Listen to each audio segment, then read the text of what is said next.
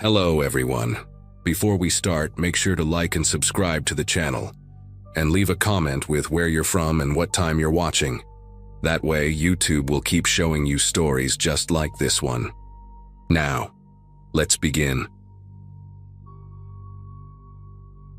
Labor Day weekend 2019 was supposed to be perfect. My wife Jennifer and I had been planning this getaway for months. A quiet, long weekend at a lakefront cabin in northern Vermont with our 7-year-old daughter Lily. We both worked demanding jobs in Boston, me as an architect and Jen as a pediatric nurse, and we desperately needed to disconnect from the city chaos. The Airbnb looked idyllic in the photos, a cozy log cabin nestled among towering pines, with a private dock stretching into Crystal Lake. What we didn't know was that those same woods that promised peace and tranquility would become the backdrop for the most terrifying afternoon of our lives. The drive up took nearly 4 hours, winding through increasingly narrow roads as GPS led us deeper into the wilderness. Lily spent most of the trip pressed against the window, counting red barns and making up stories about the cows we passed. When we finally pulled into the gravel driveway, the place exceeded our expectations. The cabin sat on a gentle slope about 50 yards from the water, surrounded by dense forest on 3 sides. The nearest neighbor was at least a quarter mile away. We couldn't even see their roof through the trees. The property manager had left the key in a lockbox, and as we stepped inside, the smell of cedar and old firewood immediately made us feel at home. Lily claimed the loft bedroom before we'd even finished unloading the car, her excited footsteps echoing overhead as she explored every corner of her new domain. Saturday morning started beautifully. We woke to the sound of loons calling across the misty lake, their haunting cries echoing between the mountains. After a lazy breakfast of pancakes and Vermont maple syrup, we spent the morning exploring the property. Lily discovered a family of chipmunks living under the dock and must have spent an hour trying to coax them out with pieces of granola. The water was still warm enough for swimming, and we took turns jumping off the dock while Jennifer lounged on the shore with her book. By noon, we were all pleasantly exhausted and hungry. Jen and I decided to prepare a big lunch: grilled chicken, corn on the cob, and a salad made with vegetables from the farmer's market we'd passed on the way up. While we worked in the kitchen, Lily played on the deck just outside, arranging pine cones and colored leaves she'd collected into elaborate patterns. The kitchen window gave us a clear view of the deck, but at some point during our meal prep, Lily must have wandered off. It couldn't have been more than 10 minutes. I was marinating the chicken while Jen chopped vegetables, and we were chatting about maybe renting kayaks the next day. When I glanced up to check on Lily, the deck was empty. Her pile of nature treasures sat abandoned on the picnic table.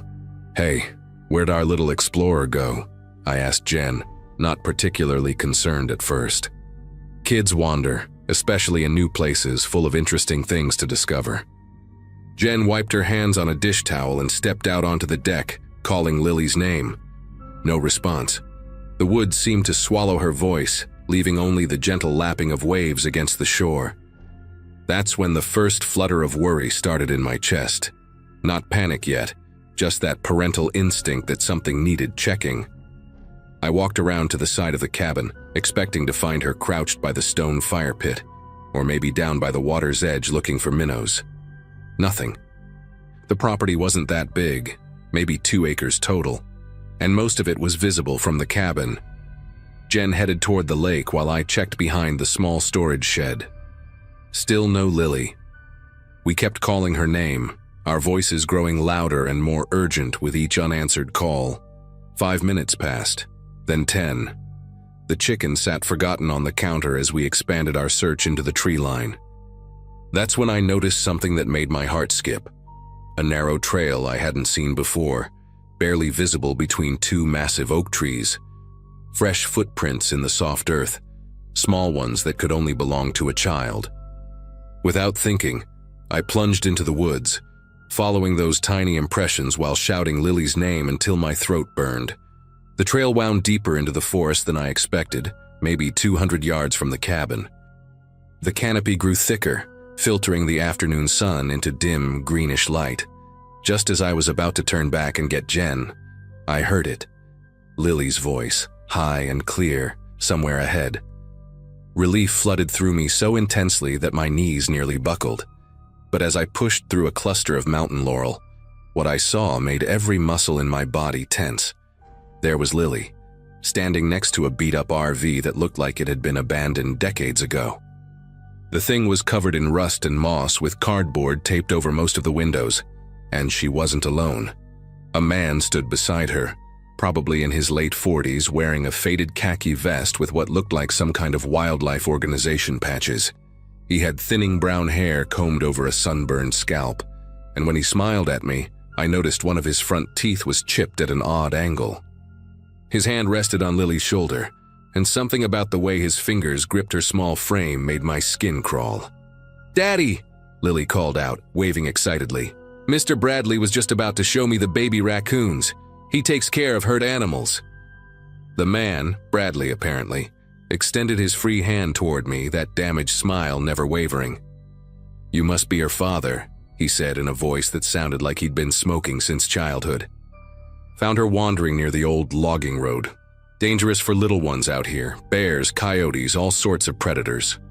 He emphasized that last word in a way that made my jaw clench. I ignored his outstretched hand and moved straight to Lily, pulling her against my side. "We've been looking everywhere for you, sweetheart.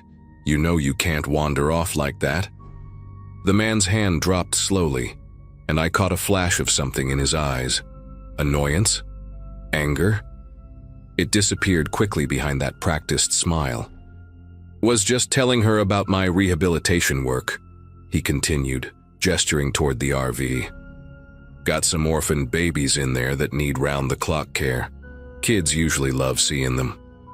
The door to the RV hung slightly open, revealing nothing but darkness inside.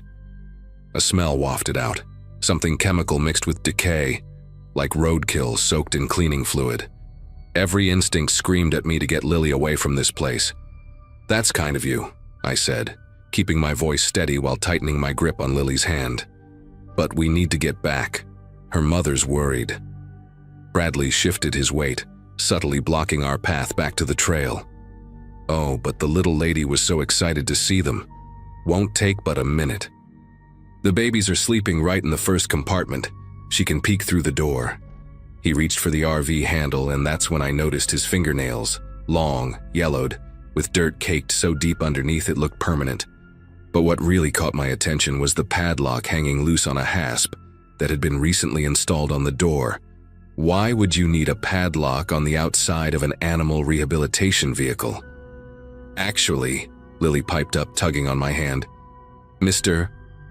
Bradley already showed me inside. But Daddy, there weren't any animals. Just a mattress with straps on it and lots of pictures on the walls." The man's expression changed instantly, like someone had flipped a switch. The smile vanished, replaced by something cold and calculating. His eyes darted between me and Lily, and I saw his right hand move slowly toward his vest pocket. "Smart little thing, isn't she?" he said, his voice dropping to barely above a whisper. "Noticed all the details. The photos are of the animals I've saved, of course, and the restraints are for when they're injured, need to keep them still for treatment."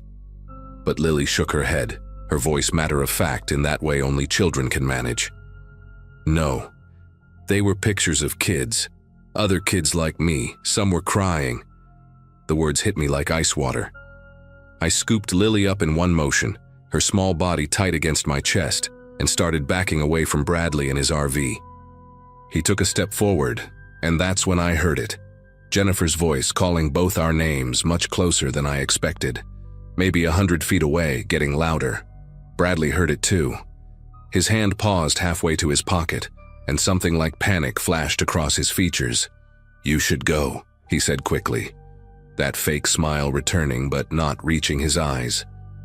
"Wouldn't want to worry the missus." He moved aside, no longer blocking the path, but I could feel him watching us as I carried Lily back toward the trail. Just before we disappeared into the laurel bushes, I glanced back. He was still standing there, one hand on the RV door, the other now holding what looked like a Polaroid camera. The lens was pointed directly at us. I practically ran through the woods, branches scratching at my arms, Lily bouncing against my shoulder. When we burst out of the tree line, Jennifer was standing by the cabin, phone in hand, probably seconds away from calling 911. The next hour was a blur of packing, explaining to Jennifer what happened while keeping Lily distracted, and calling the police. 2 Vermont state troopers arrived within 40 minutes.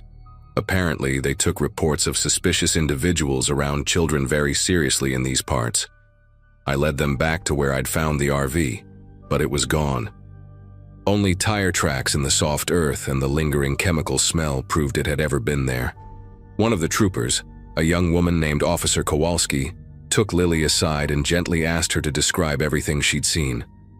My daughter, bless her heart, remembered details I'd missed in my panic. A toolbox full of zip ties and rope, air fresheners hanging everywhere, probably to mask other smells, and a stack of those instant cameras on a shelf. Most disturbing, she remembered seeing children's clothing in a plastic bin, different sizes, like a costume box but sad. The officers exchanged meaningful looks when she mentioned the photographs on the walls, how some showed kids at playgrounds or coming out of schools, taken from far away like someone was hiding. 3 days later, after we'd cut our trip short and returned to Boston, Officer Kowalski called with an update. They'd found the RV abandoned at a rest stop near the Canadian border. The man I'd described, who'd called himself Bradley, was actually Theodore Hutchins, wanted in 3 states for attempted child abduction and luring.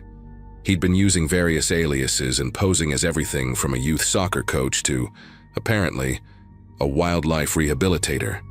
The photographs Lily saw were his collection, potential targets he'd been stalking across New England.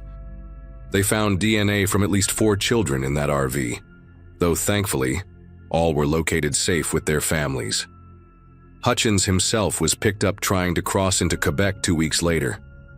During his arrest, they found multiple fake IDs, children's toys, and a journal detailing his plans.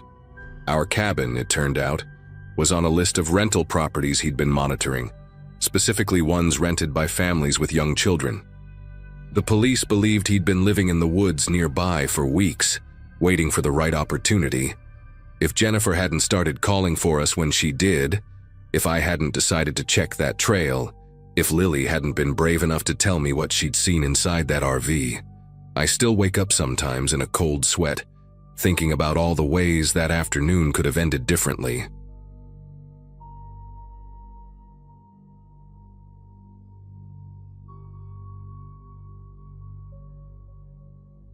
The stress from work had been eating me alive for months, so when my doctor suggested I take a break before I gave myself a heart attack, I actually listened.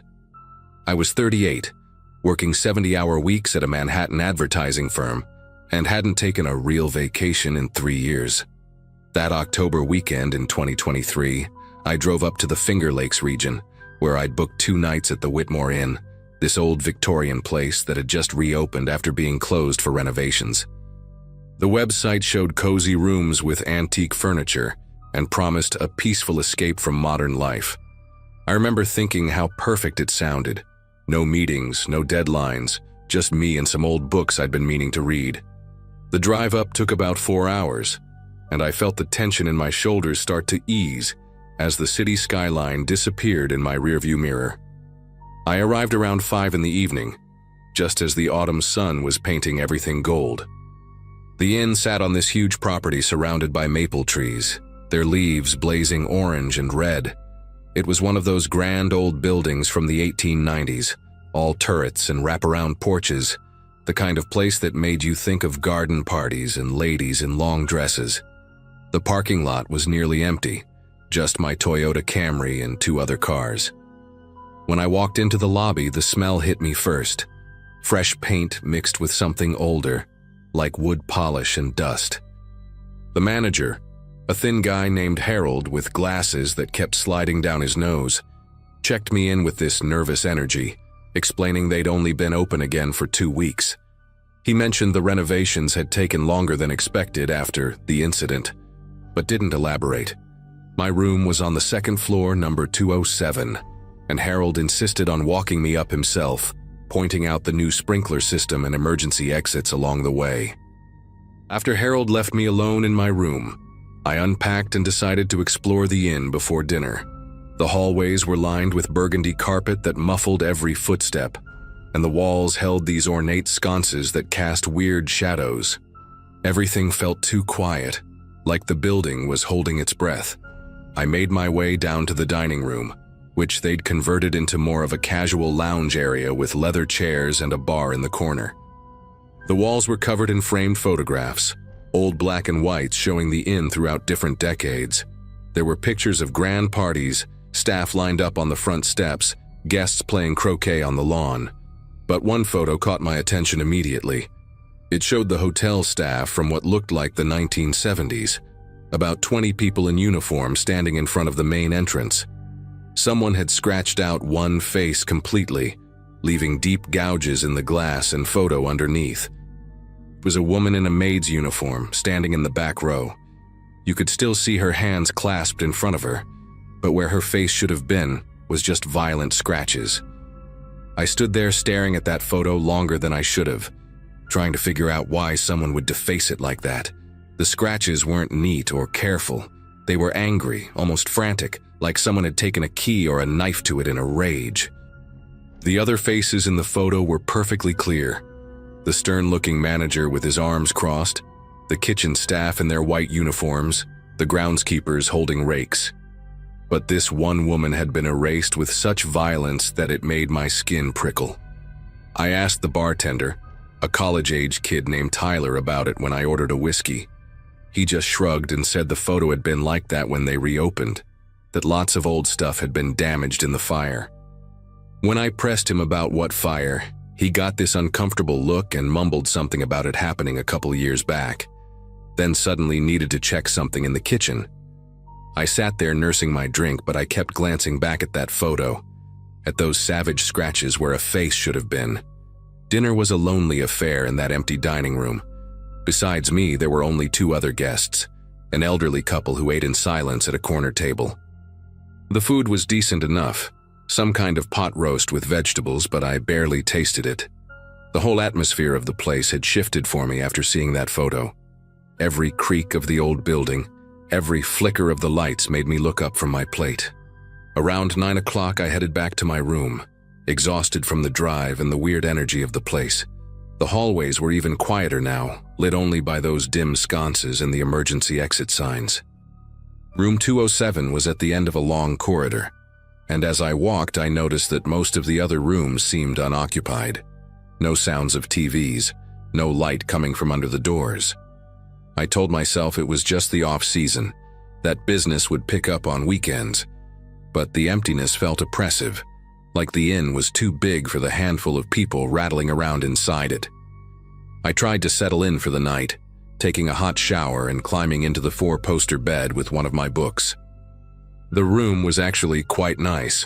Restored hardwood floors, a working fireplace I didn't bother to light, and tall windows overlooking the grounds. But I couldn't concentrate on reading. Every few minutes, I'd hear something. Footsteps in the hallway that would stop right outside my door, the faint sound of a vacuum cleaner running somewhere above me, which seemed odd for 10 at night. Then, around 11:30, came the first knock.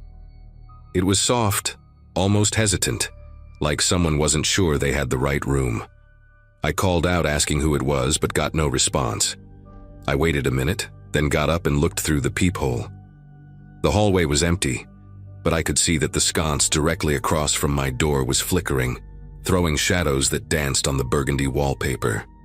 I went back to bed, telling myself it was probably just Harold doing his rounds, checking on guests. The second knock came 20 minutes later, harder this time, more insistent. 3 sharp raps that made me jump. This time I didn't call out. I just crept to the door and pressed my eye to the peephole. What I saw made my breath catch in my throat.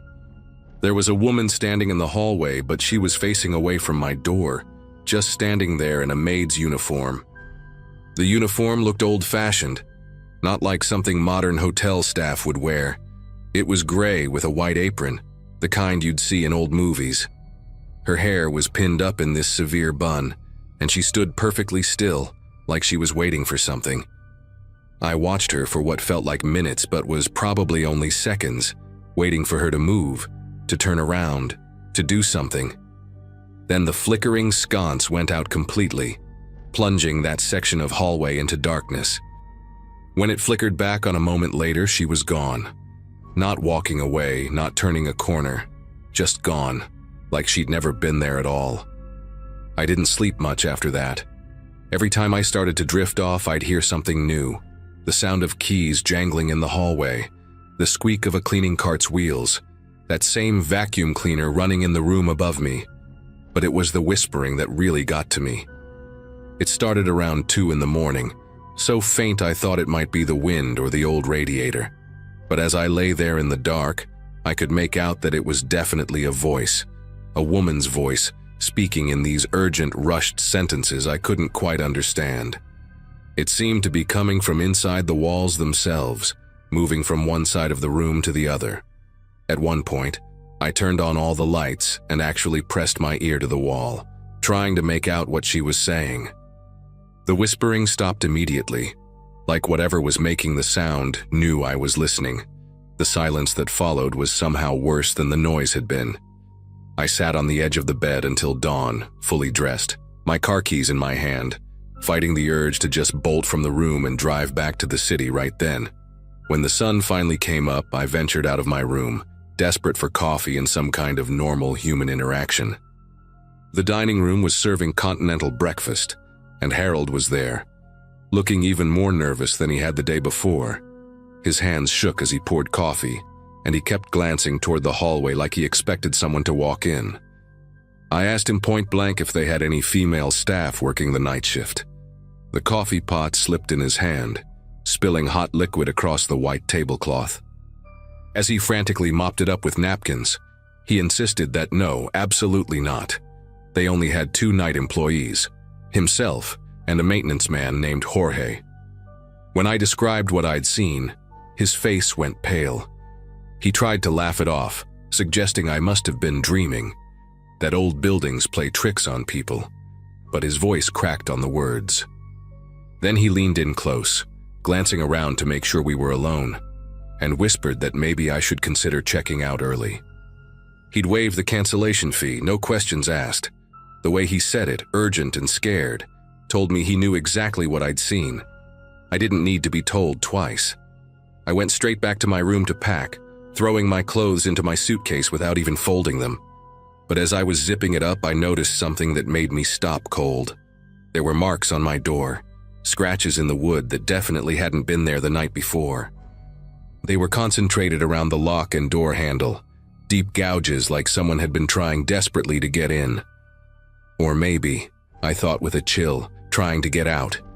I ran my fingers over them, and that's when I noticed the pattern. They weren't random.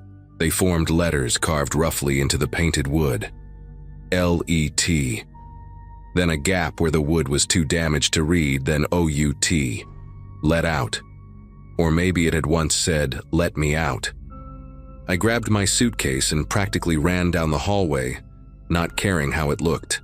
In the lobby, Harold already had my receipt ready, avoiding eye contact as he handed it over.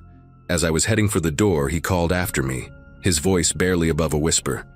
Room 207, he said. That's where it happened.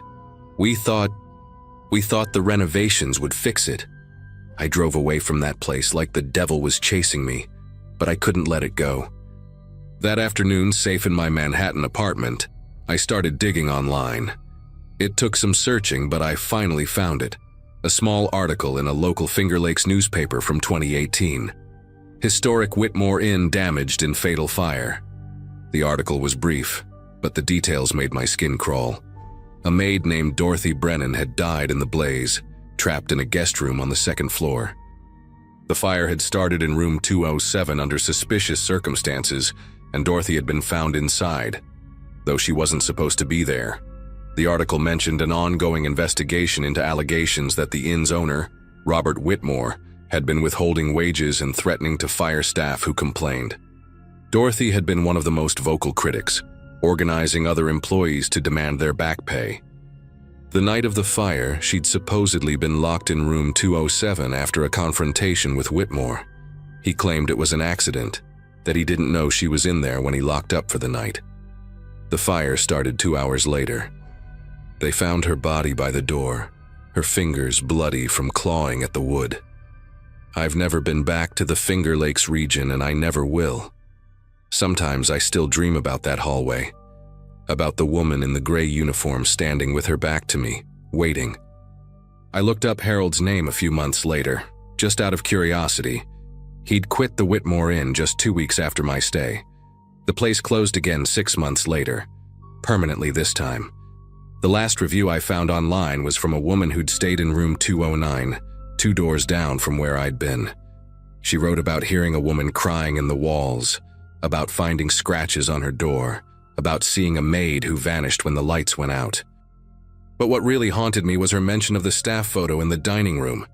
She said someone had scratched out a face so violently that the glass had cracked, and underneath the scratches, you could just make out a name tag that read Dorothy. I knew then that I'd seen her, that she was still there in that inn, still trying to get out of room 207, still desperate for someone to hear her. And I think about Harold's words, that they thought the renovations would fix it. But you can't renovate away that kind of pain, that kind of injustice. Some things refuse to be painted over or torn down. Some things just keep knocking, hoping someone will finally let them out. Termine.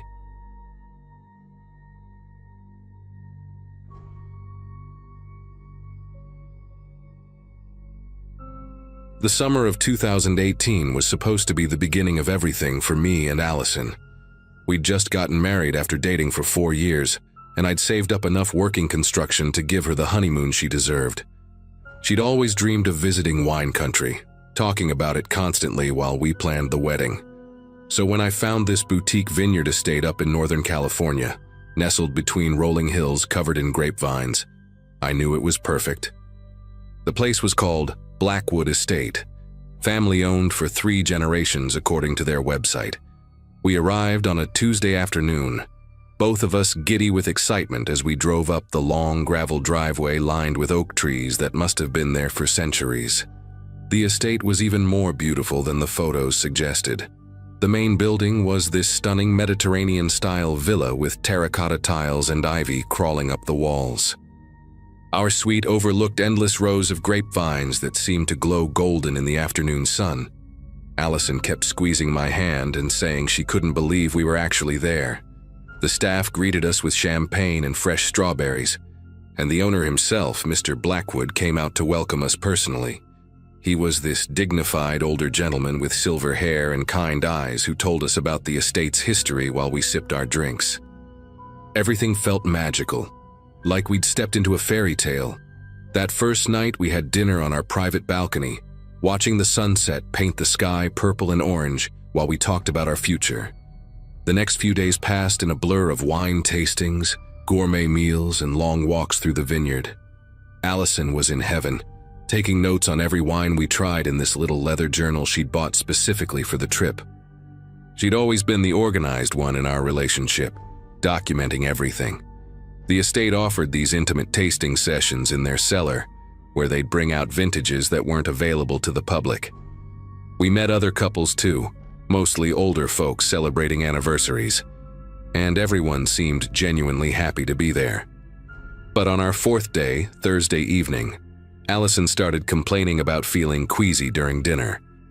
She barely touched her food, which was unusual because she'd been raving about the chef's cooking since we arrived. I figured maybe she'd had too much wine during the afternoon tasting session. Friday morning she seemed better, so we went ahead with our scheduled activities. The estate was hosting this exclusive wine pairing event that evening, something they only did once a month for guests. There would be 7 courses, each paired with a different wine from their private collection. Allison was excited despite still feeling a bit under the weather.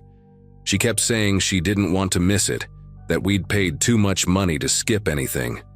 Around noon, I noticed she looked pale while we were touring the production facility. The guide was explaining the fermentation process when Allison grabbed my arm and whispered that she needed to sit down. Her skin felt clammy, and there was this sheen of sweat on her forehead, even though it wasn't particularly warm in there. I wanted to take her back to our room, but she insisted she just needed some water and fresh air. The wine pairing dinner started at 7. We dressed up for it.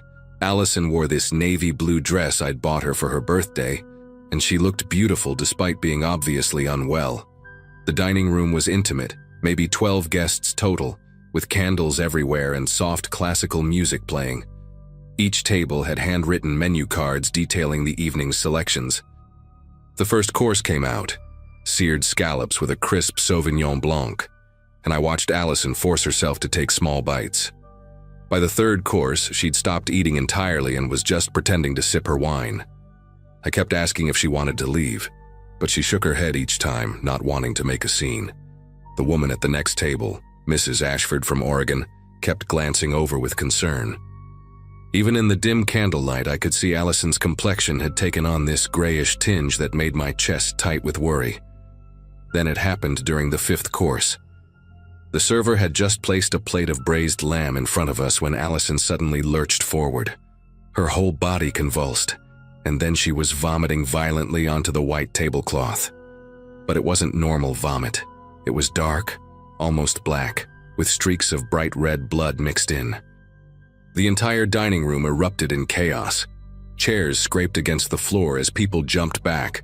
Someone screamed, and Allison kept heaving, more blood coming up with each spasm. I remember holding her hair back, feeling completely helpless as her body shook. The sommelier dropped an entire tray of glasses, the crash adding to the pandemonium. Mr. Blackwood came running from the kitchen, his face white with shock.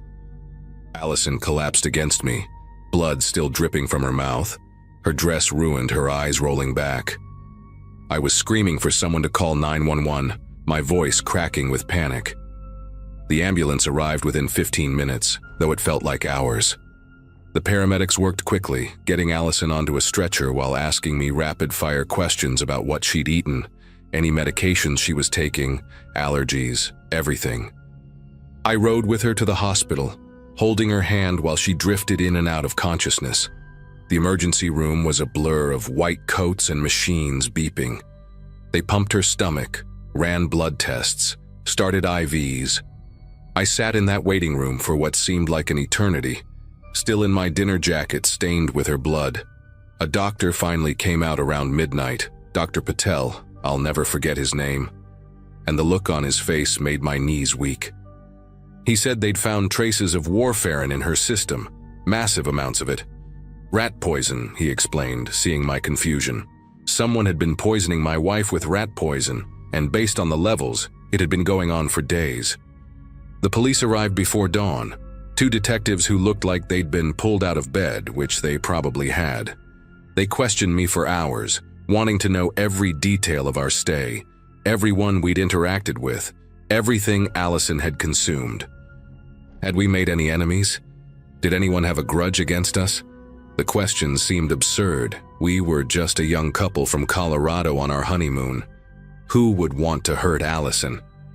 The detectives then turned their attention to the estate, interviewing staff, reviewing security footage, testing food samples from the kitchen. The whole place was in lockdown.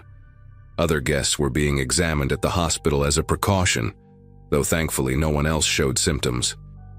I stayed by Allison's bedside, watching her sleep, tubes and wires connected to her body, machines monitoring her vitals.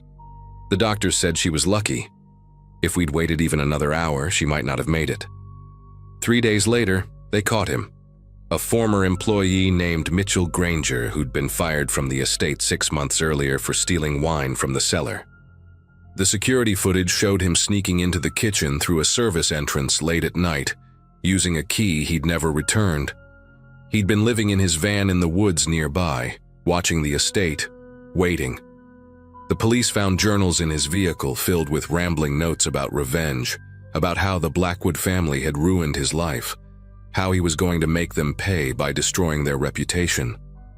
He'd been adding small amounts of warfarin to random dishes, not targeting anyone specific, just playing Russian roulette with guests' lives. Allison just happened to be the unlucky one who got enough doses over several days for it to build up to toxic levels. When they arrested him, he was reportedly calm, almost proud of what he'd done. The detective told me Granger had worked there for 8 years before the theft, knew every inch of that kitchen, every security blind spot. The estate shut down immediately for a full investigation. Health inspectors came in. The FBI got involved because it crossed state lines with guests from all over. Lawsuits started flying. We heard later that 3 other guests had trace amounts of warfarin in their systems, but not enough to cause symptoms. The Blackwood family was devastated. 3 generations of building their reputation destroyed in a single week. Allison spent 2 weeks in the hospital recovering, and even after she was released, it took months for her to feel normal again. The bleeding had damaged her stomach lining, and she had to follow a special diet for half a year. We never got to finish our honeymoon. Instead, we spent it in hospital rooms and giving depositions. The thing that haunts me most is how random it was. We weren't targeted. We were just there at the wrong time, eating the wrong meals, victims of one man's twisted need for revenge against people who had nothing to do with us. The trial happened a year later. We had to fly back to California to testify, and seeing that courthouse brought everything flooding back. Granger pleaded guilty to attempted murder and got 25 years. He showed no remorse, just sat there with this blank expression, while Allison described what it felt like to think she was dying on what should have been the happiest week of her life. The Blackwood estate never reopened. Last I heard, the property was for sale, the vineyards overgrown, the beautiful villa empty. Sometimes I drive past wineries here in Colorado, and Allison will tense up, her hand finding mine. She can't drink wine anymore, not because of any medical reason, but because the smell alone brings her back to that dining room. We still have the little leather journal she brought on the trip, filled with her tasting notes from those first few days when everything was perfect. She's never opened it since.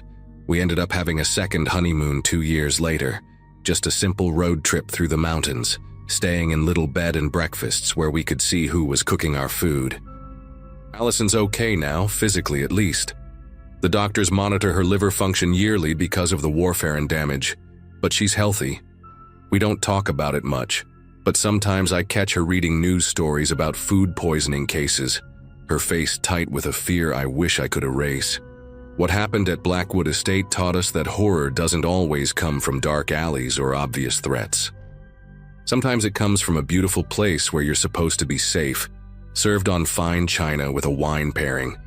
We learn to be grateful for boring, uneventful meals, for trips where nothing happens worth remembering except being together. That's enough for us now.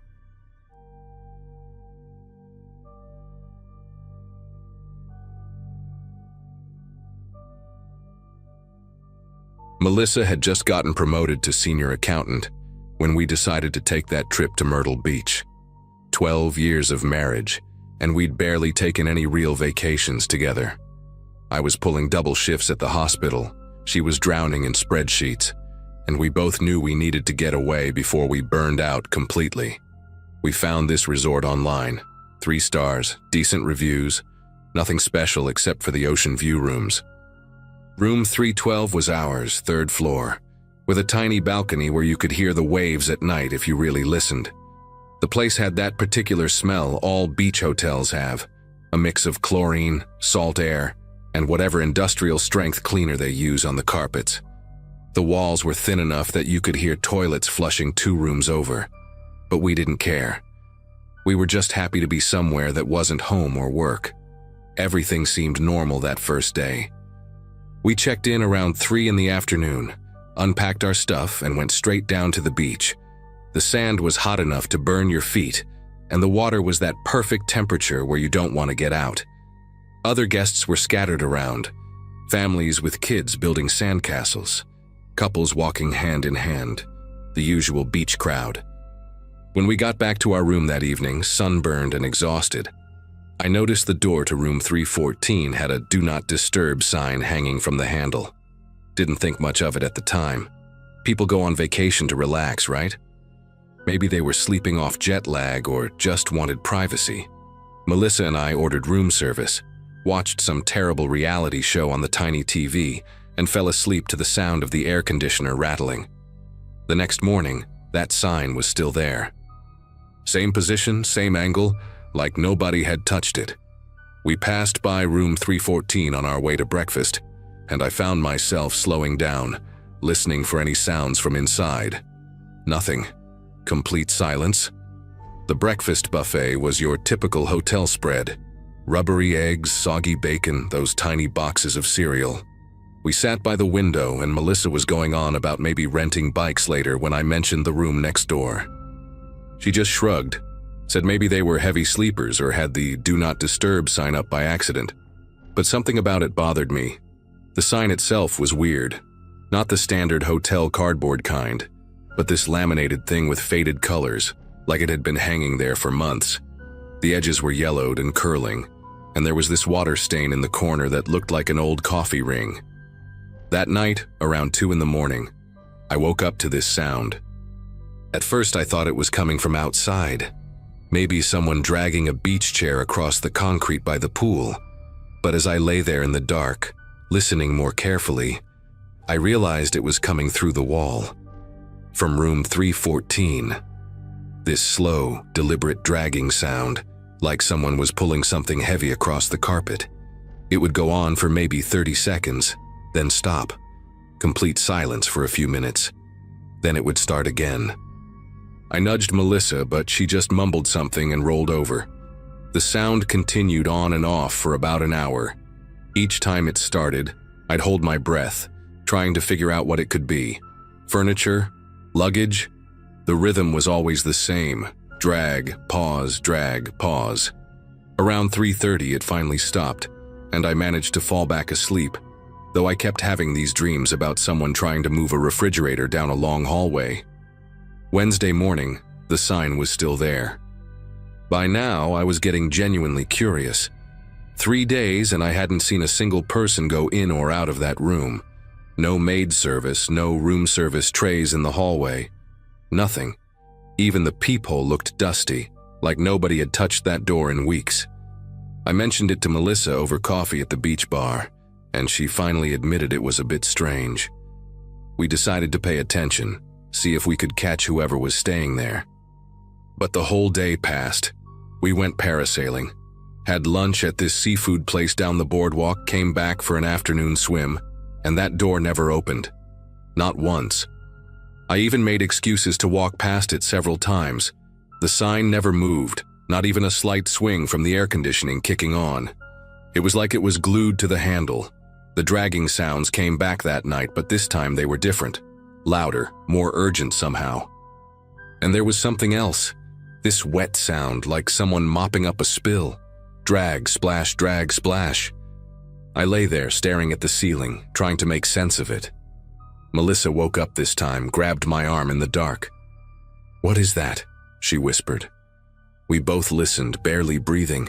The sounds went on for maybe 20 minutes, then stopped abruptly. Just like that. Dead silence.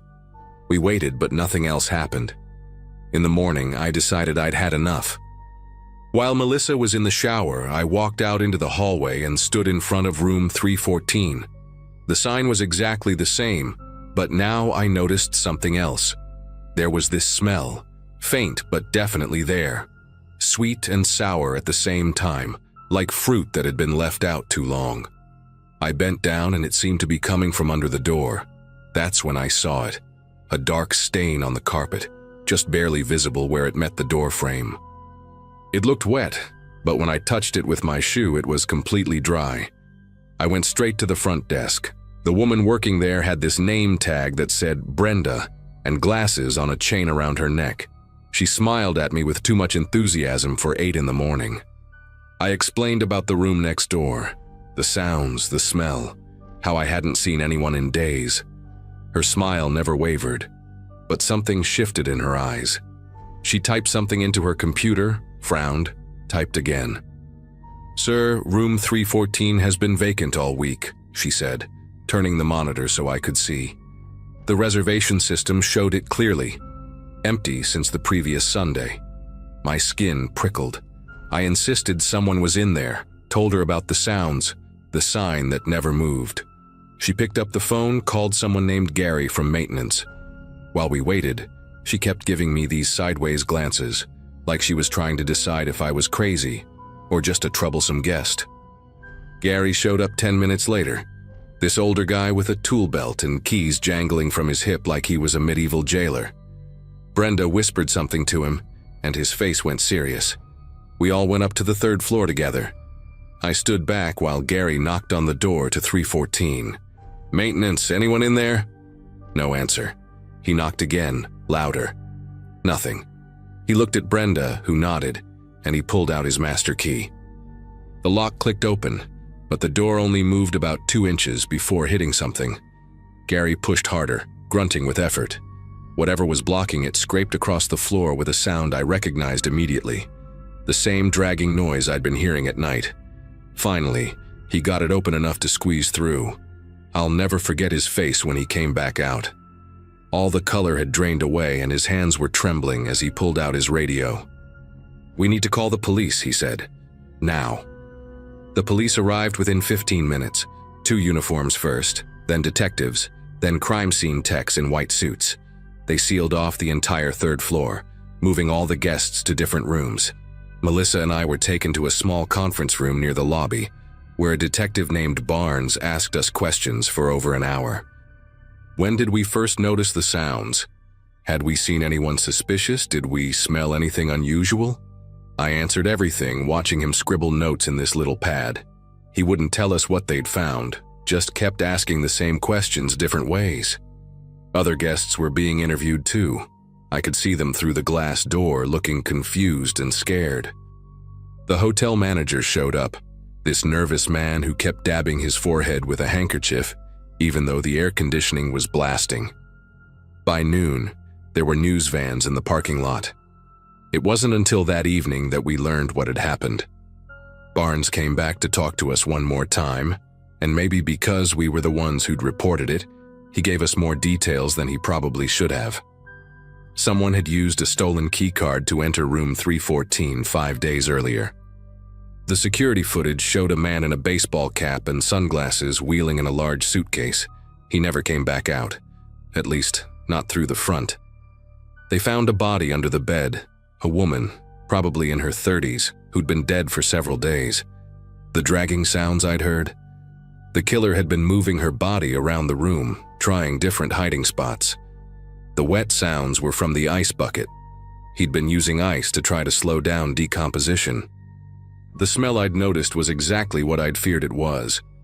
Barnes said the man must have been coming back at night through the sliding door from the balcony, using the adjacent room's balcony to climb over. They were still looking for him. We packed up that night. There was no way we could stay, not with crime scene tape 3 doors down and reporters trying to interview guests in the hallway. The hotel offered to comp our stay and put us up somewhere else, but we just wanted to go home. As we loaded our bags into the car, I kept glancing up at the 3rd floor. Room 314's curtains were drawn, but I could see the flash of camera equipment through the gaps. Melissa didn't say much during the drive back to Illinois. We both knew there was nothing to say that would make it better. She held my hand the whole way, squeezing it whenever we passed a hotel billboard on the interstate. The vacation we'd needed so badly had turned into something neither of us would ever forget, no matter how much we wanted to. They caught the guy 3 weeks later at a truck stop in Tennessee. His name was James Hoffman, and the woman was his ex-girlfriend who'd apparently threatened to expose some financial fraud he was involved in. He'd planned the whole thing for months, studying the hotel's routines, stealing the key card from a housekeeper's cart. What still haunts me is knowing he was there the whole time, just one room over, probably listening to us through the walls the same way I was listening to him. Sometimes I wake up at night thinking I hear that dragging sound, but it's just the ceiling fan or the cat walking around. Melissa and I still take vacations, but we stay in different places now. Rental houses, bed and breakfasts, anywhere but hotels. And whenever I see a "Do Not Disturb" sign that looks like it's been hanging too long, I remember that sweet, sour smell and the sound of Gary's voice when he came out of that room. Some things you just can't unsee, even if you never actually saw them.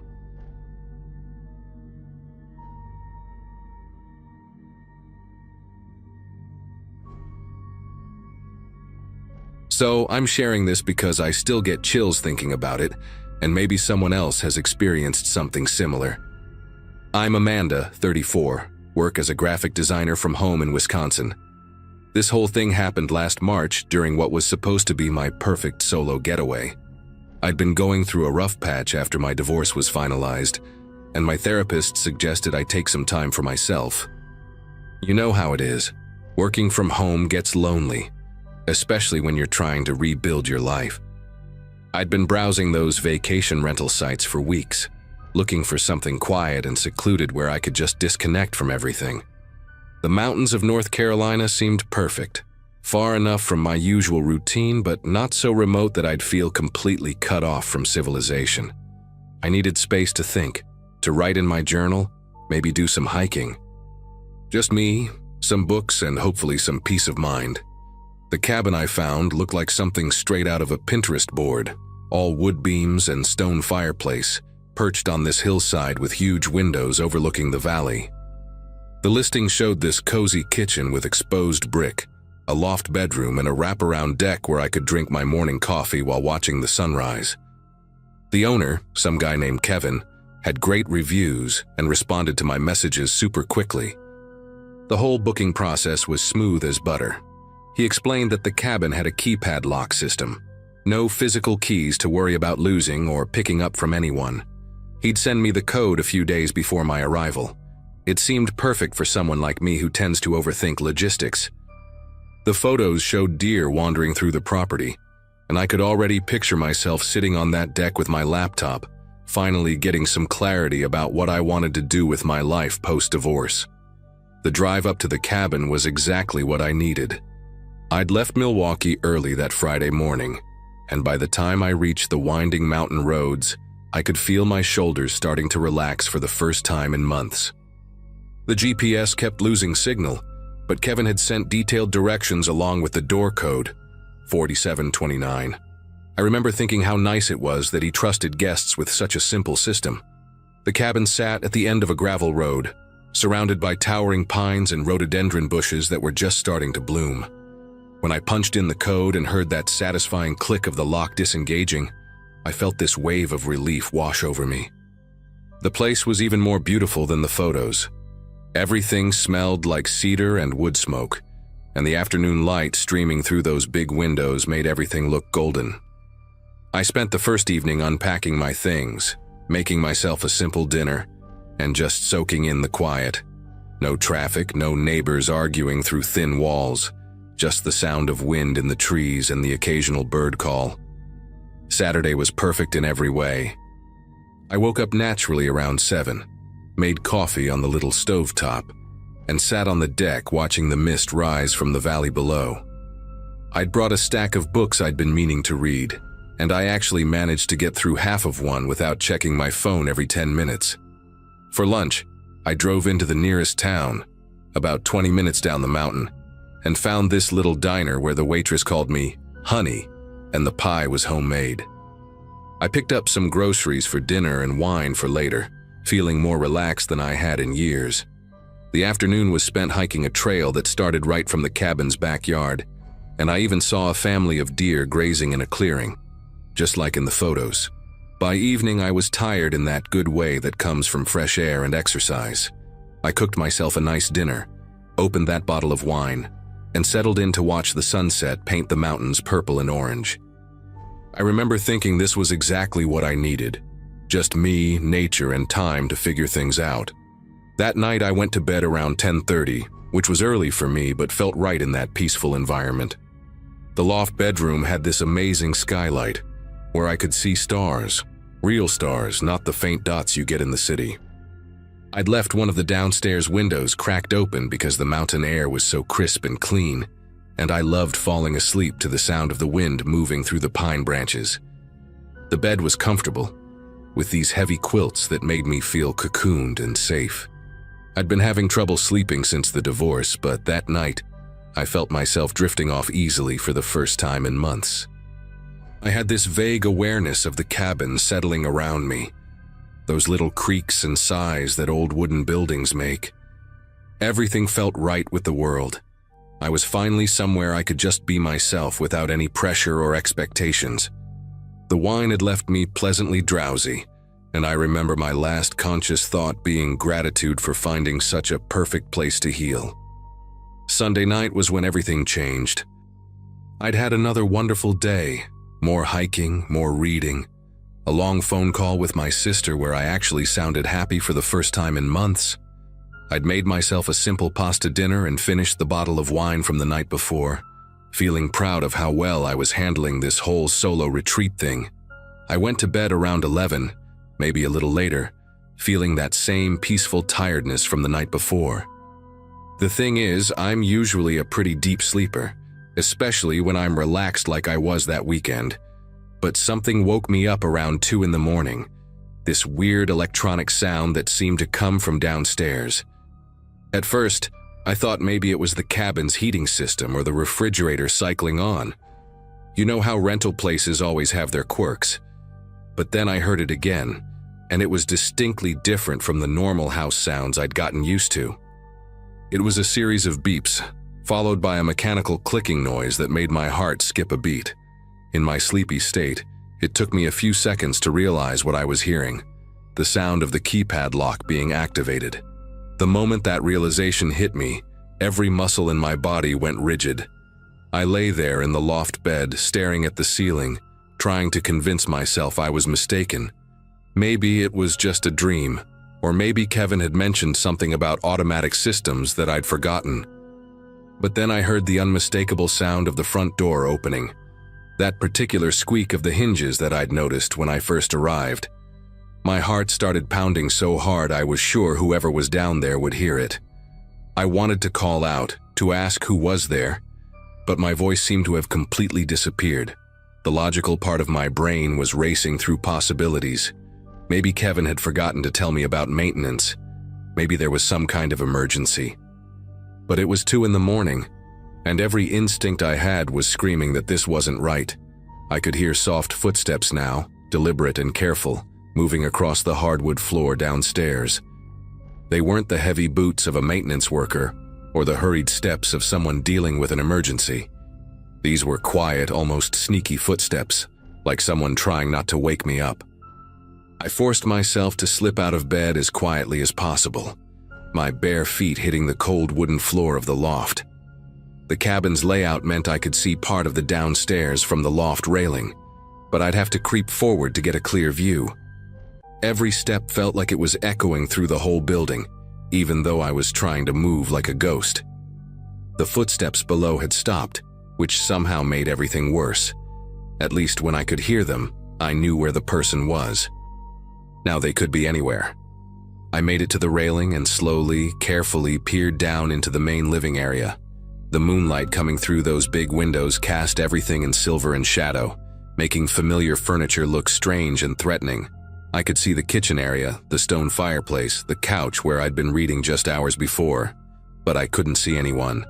The footsteps started again, moving toward the kitchen, and I realized I needed to get to a better vantage point. The bathroom was at the top of the stairs, and its door had a small gap that would let me see into the kitchen without being visible myself.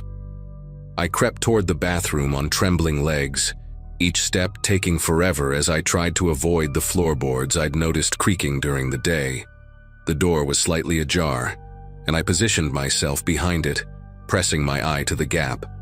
From this angle, I had a clear view of the kitchen counter and the area near the back door. At first, I saw nothing but shadows and the faint outline of the appliances I'd been using all weekend. But then, a figure moved into my line of sight, and my entire world shifted. It was a man, medium height, wearing dark clothes that made him blend into the shadows. He wasn't rushing around or searching for something. He was just standing there, completely still, like he was listening. His posture was casual, almost comfortable, like he belonged there. What terrified me most was how familiar he seemed to be with the space. He moved around the kitchen island without bumping into anything, opened the refrigerator without fumbling for the handle, and I watched him take out the leftover pasta I'd made for dinner. He stood there eating it with his fingers straight from the container, like he was in his own home. The whole scene was so surreal and violating that I almost couldn't process it. This stranger was in what had been my safe space, eating my food, treating the place like it was his personal kitchen.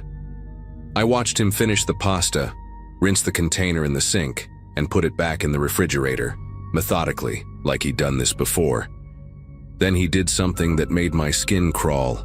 He walked over to the couch where I'd been reading and sat down in the exact spot where I'd spent the afternoon. He picked up my book, the one I'd left on the coffee table, and started flipping through it. Not reading, just turning pages like he was looking for something specific. The casual way he handled my personal belongings made me feel sick. After a few minutes, he set the book down exactly where he'd found it and stood up. I thought he was going to leave, and I was already planning how I'd barricade the door once he was gone. But instead, he walked toward the stairs, toward me, and I realized with growing horror that he might be planning to come up to the loft. I backed away from the bathroom door as quietly as possible, my heart hammering against my ribs. The thought of being trapped in the loft with this stranger coming up the stairs was unbearable.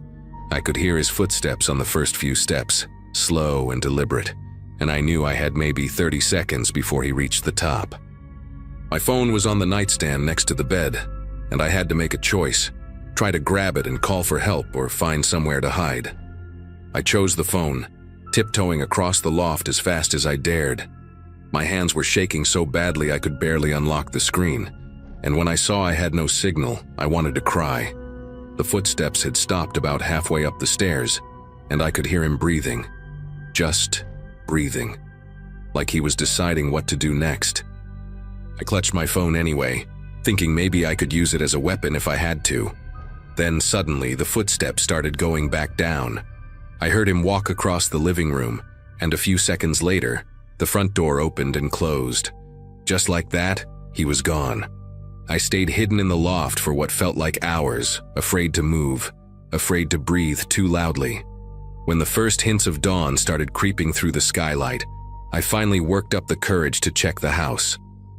Everything was exactly as I'd left it, except for the pasta container in the fridge and the slightly different position of my book.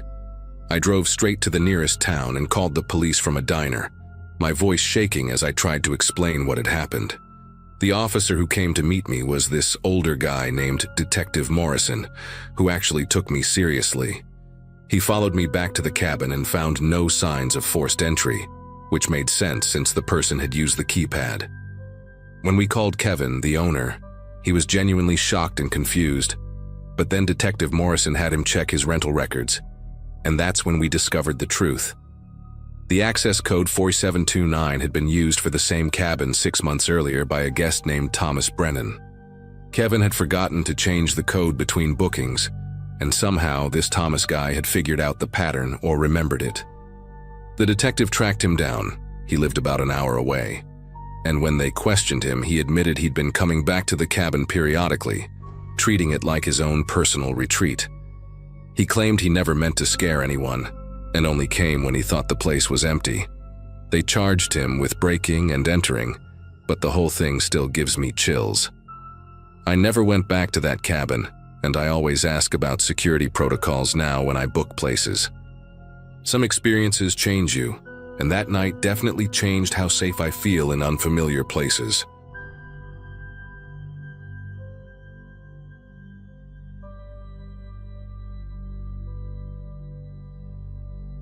I'd just wrapped up a brutal midterm week, and honestly all I wanted was to get away for a couple of days.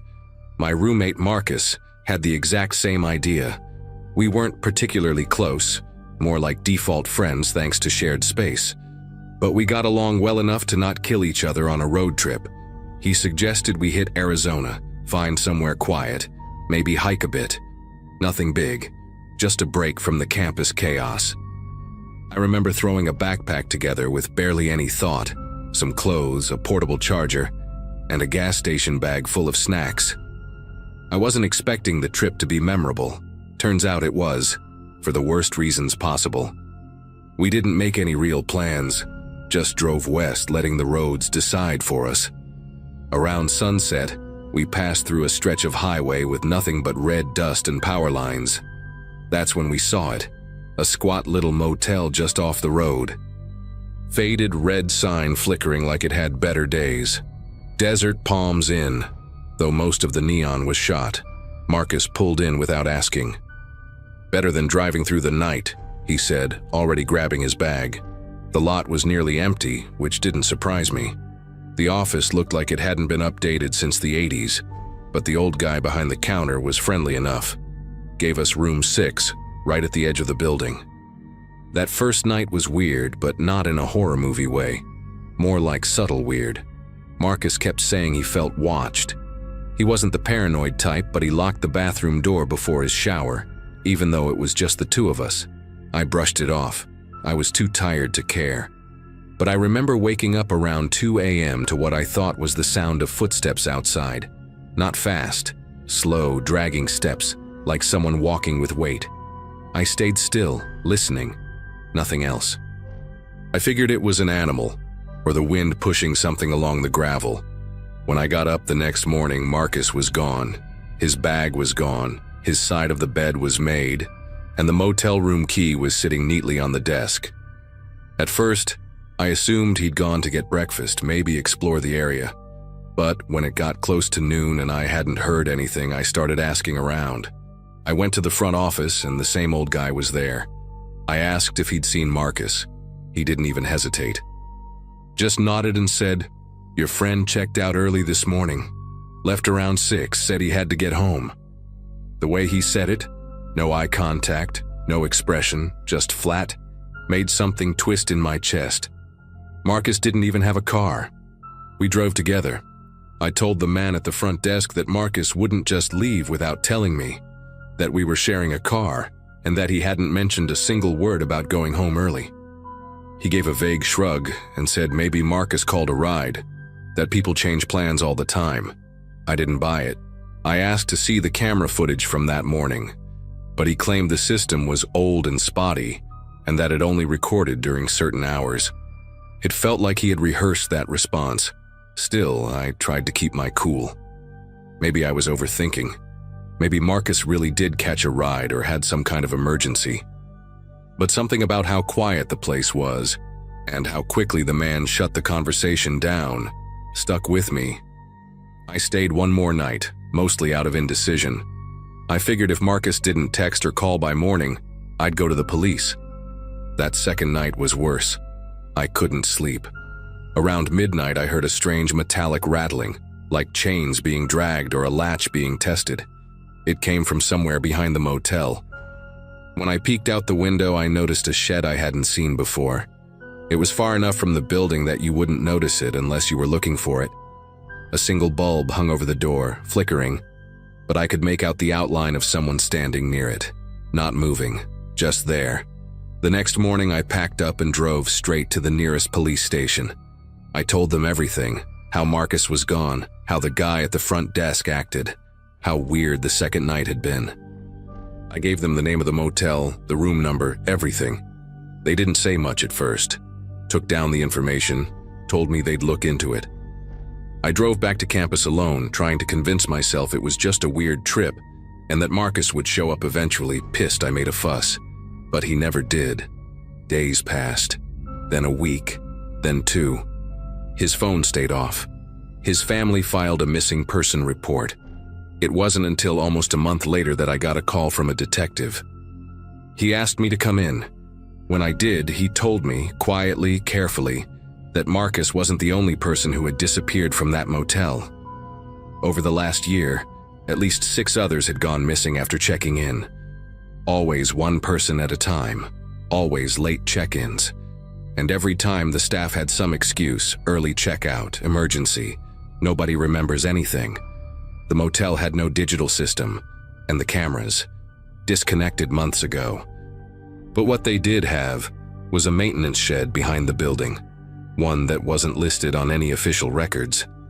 They got a warrant to search the shed after a local deputy swore he smelled something foul coming from behind the building on a routine patrol. Inside, they found a heavy-duty lock on the door, and the windows had been painted over from the inside. What was in there? I still can't shake it. The place was stuffed wall to wall with discarded clothes, shoes, phones with cracked screens, even a few wallets with IDs still inside. There were claw marks on the inside of the wooden walls, like someone had tried to get out. Worst of all, in the back corner, under a tarp and layers of insulation, they found human remains. Multiple sets, in varying stages of decomposition. One of the motel employees was arrested. He was younger than I expected, mid-30s, name was Craig Sullivan, and apparently he'd been working the night shifts for years. From what I heard, he admitted to escorting guests to the shed under the guise of a room upgrade or late-night maintenance. The terrifying part? The owner of the motel claimed he had no idea any of this was happening. Said Craig lived in one of the vacant units and kept to himself. No one questioned it. He'd been there long enough to blend in, to become part of the background, like a stain you forget's there until it starts to rot. Marcus's body was confirmed through dental records about 3 weeks later. They think he was killed the same night he went missing. Just like that, and someone I lived with, laughed with, shared meals with, gone. His family never spoke to me directly, and I don't blame them. I couldn't do anything to stop it. I didn't even hear it happen. The guilt sits in a quiet part of my mind, always waiting to creep in when it's dark and silent. I keep playing that night over and over, wondering what I missed. Wondering if I should have opened that door when I heard the footsteps. If I could have seen the shed sooner. I haven't gone on a road trip since, can't even sleep in motels anymore. I book chain hotels, second floor only, check the locks twice, and even then, I don't sleep well. I still think about that man I saw outside the shed, the one who wasn't moving. Was it Craig? Was Marcus still alive at that moment? I'll never know. I've told this story to a few people over the years, but they always give me that look, like they're not sure if I'm exaggerating or just messed up from the trauma. I don't care anymore. If this post helps even one person think twice before staying somewhere sketchy, then it was worth writing. Just trust your gut. And if something doesn't sit right, leave. Don't wait for it to make sense.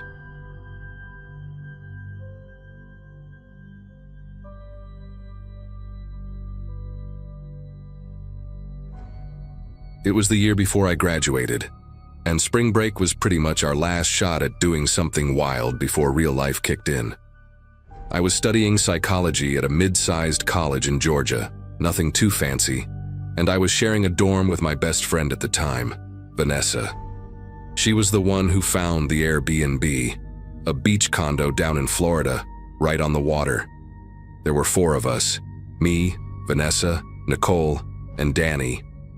We weren't the party hard type, but the idea of a few days by the ocean, sipping cheap drinks and sleeping in till noon, sounded like exactly what we needed. We left early that Thursday, spent most of the drive singing along to old playlists and eating gas station snacks, and got there late afternoon. The condo was perfect. White walls, tiled floors, a big sliding glass door that opened onto a balcony facing the beach. That first evening was calm. We walked down to the boardwalk, grabbed greasy fish tacos, then watched the sunset from the sand. We were all in good moods, just laughing about dumb things, who forgot to pack sunscreen, who nearly left their charger at home, that kind of stuff. Before we left for a bar later that night, I remember distinctly checking that the patio door was locked. It was one of those sliding ones with a latch that clicks in place.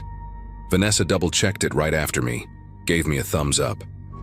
We weren't paranoid, but it was just habit, especially in a new place.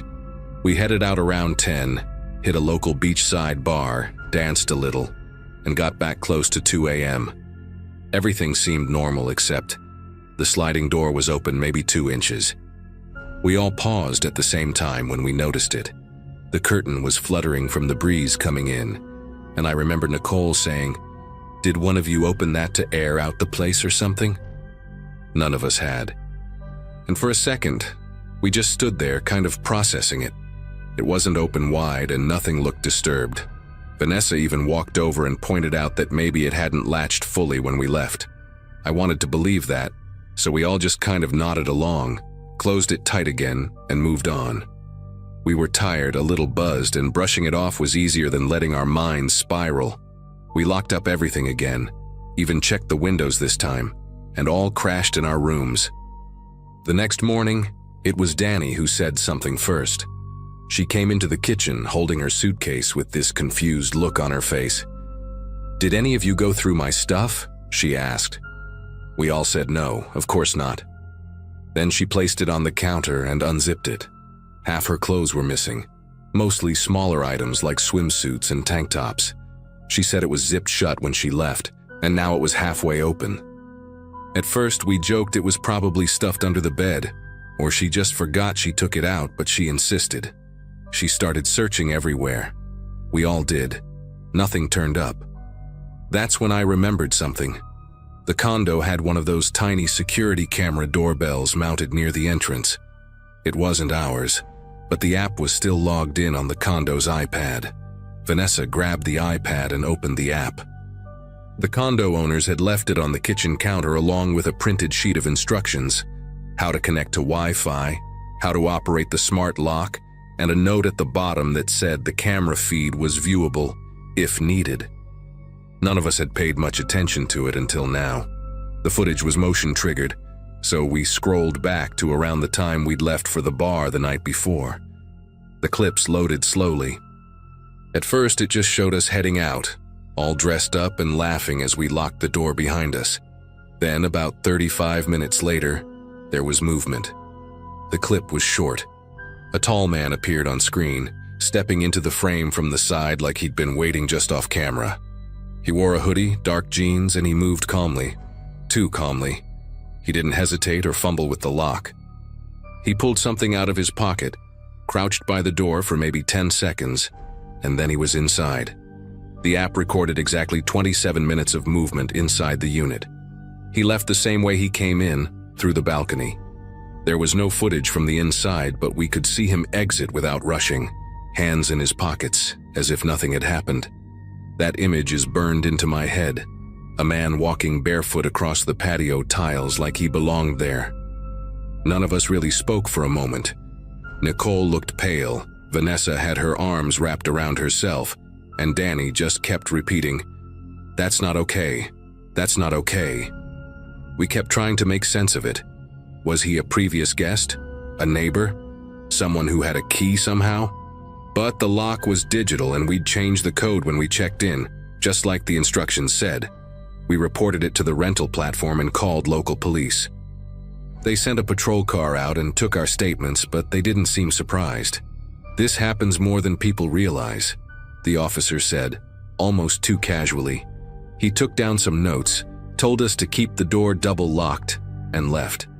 That day felt like it dragged on forever. We didn't go to the beach, didn't turn on music, didn't even eat much. Danny kept her bag with her at all times. Nicole checked every window 3 times, and I started noticing little things I hadn't before. How the hallway light flickered faintly, how the floors creaked near the bathroom, how thin the sliding door's glass really was. That night, none of us wanted to sleep alone, so we dragged our blankets into the living room and crashed on the couch and floor, watching dumb reality shows with the volume too low to matter. Every noise outside made us jump. But nothing else happened that night. At least, nothing we noticed. The following morning, we packed. No one said it out loud, but it was obvious. We weren't staying the full week. I called the condo owner and explained what had happened. She sounded genuinely disturbed and promised to review the security settings and talk to the platform. She refunded the remaining nights without argument. We left before noon, tossing our bags into the trunk in silence.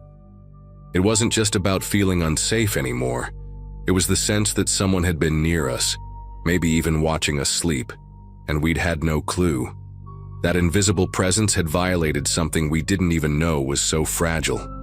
A few days after we got home, Danny texted all of us. She said she found one of the swimsuits that had gone missing, folded neatly in the mailbox at her parents' house. No note, no explanation.